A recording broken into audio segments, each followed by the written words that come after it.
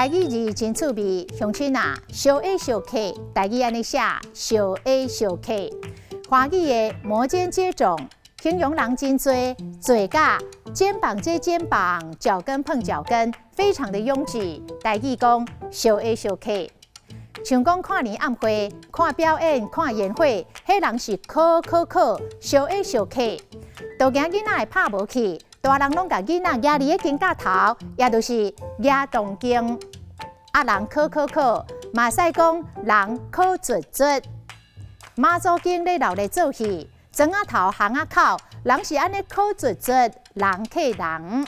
这字卒就是卒米的卒，华语的糯米，台语讲卒米。回头继续来讲，小 A 小 K， 嘛使讲 AAKK， 嘛使讲 AA。